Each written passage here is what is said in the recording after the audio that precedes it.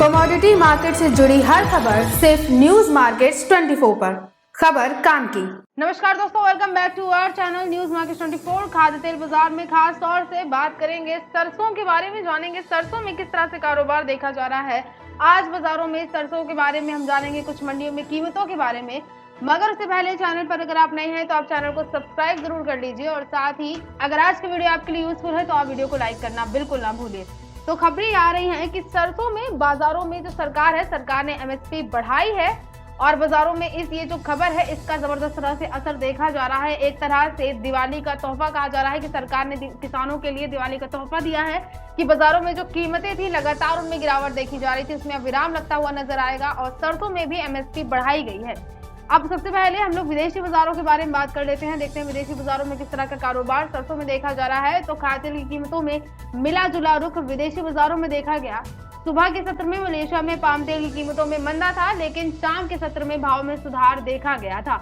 सोया तेल के भाव में भी शिकागो में इलेक्ट्रॉनिक ट्रेडिंग में हल्का फुल्का सुधार ही देखा गया है। तो कुल मिलाकर विदेशी बाजारों में तेजी के साथ कारोबार हो रहा है, जिसको देखते हुए घरेलू बाजार में भी आप बाजारों में तेजी ही देखकर चल सकते हैं। बहुत ज्यादा गिरावट फिलहाल के लिए घरेलू बाजारों में नहीं देखी जा रही है। अब कीमतों के बारे में बात कर लेते हैं। तो जयपुर में जो सरसों सीड का रेट चल रहा है बाजारों में वो 6,600 से लेकर 6,625 के बीच है। 25 रुपए की गिरावट दर्ज करी गई है। दिल्ली की कीमतें 6250 से लेकर 6300 के बीच चल रही हैं। मुरैना में यानी मुरैना की मंडियों में सरसों सीड का रेट 5950 है। बरवाला कीमतें 5900 से लेकर 5950 है। 50 रुपए की गिरावट बरवाला की मंडियों में आई है। हिसार का रेट आपको 5800। मार्केट के उतार चढ़ाव की जानकारी और मार्केट का ट्रेंड जानने के लिए जुड़े सुबह 9:30 बजे लाइव न्यूज मार्केट 24 पर अजय सिंह के साथ।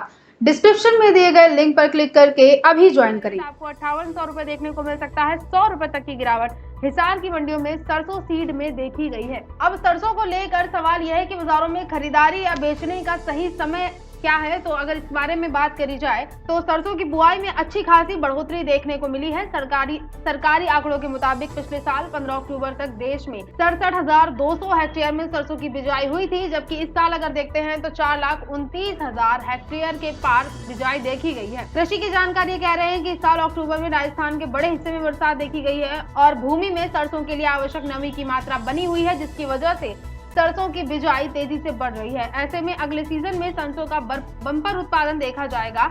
इसीलिए आगे के माहौल को अगर देखते हुए की बात करें तो सरसों को लंबा स्टॉक करने में समझदारी बाजारों में नहीं दिख रही है। हम आपको लंबे टाइम के लिए स्टॉक करने की सलाह नहीं देंगे।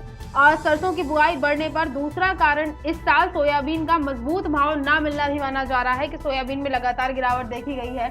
किसानों को सरसों सहित अन्य रबी फसलों के समर्थन मूल्य बढ़ने का इंतजार करना चाहिए। और विदेशी बाजारों में खाद्य तेल की कीमतों में तेजी जो है वो आ रही है, लेकिन टिक नहीं पा रही है, जिसका असर घरेलू बाजार की कीमतों पर पड़ रहा है।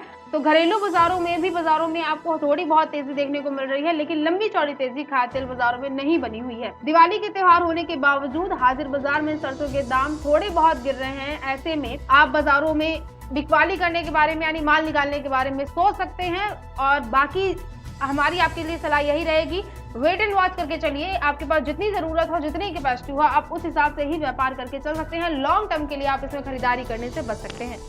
तो आज की खबरों में सिर्फ इतना ही। अगर आज की खबरें आपके लिए यूजफुल हो तो लाइक जरूर कीजिए और अपना फीडबैक कमेंट सेक्शन में हमें जरूर दीजिए। मिलते हैं आज अगली खबरों के साथ, तब तक के लिए stay healthy, stay safe. Thanks for watching bureau report news market 24।